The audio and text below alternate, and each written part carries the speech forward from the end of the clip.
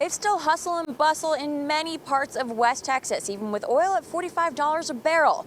But oil industry personnel say out on site, it's just a little bit different. Right now, family members we've spoken to all say pretty much the same thing. They're in grieving. They're trying to just spend time together. In a number of residences, they've even built these sheds. Take a look inside.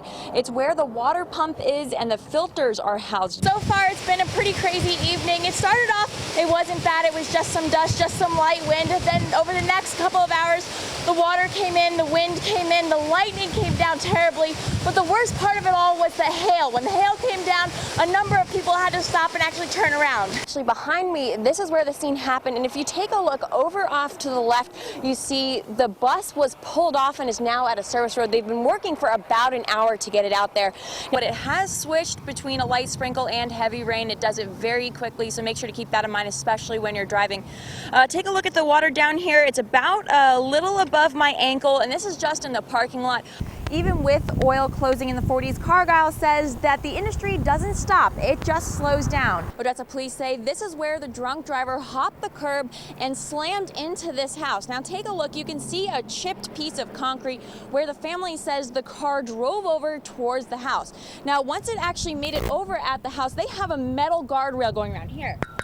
You can see it's hard, but it was smashed all the way into the living room. Now come take a look at this couch. Family members say that this was in the center of the living room, and usually there's someone sleeping on it every night. Residents, investigators, and officials in Pecos County say they're fed up with illegal dumping.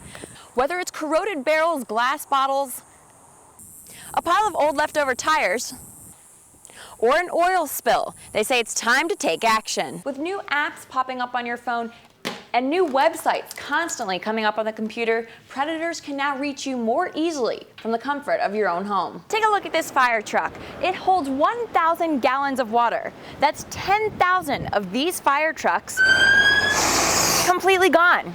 The crash site is still extremely active with law enforcement picking through all the debris. You can still see them actually looking at the correctional bus.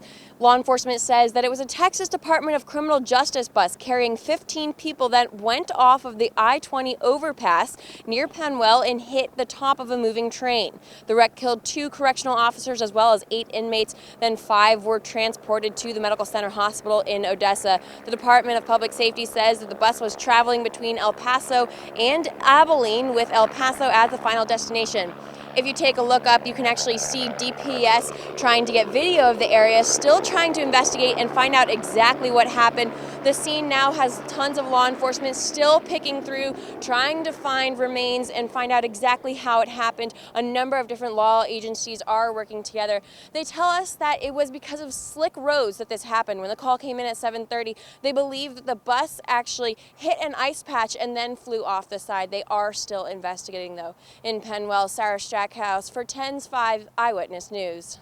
This is the U.S. Customs and Border Patrol housing complex. Many in the community say they came here this year to get their candy and didn't expect to see what they did. Costumes, scares, and most importantly, candy.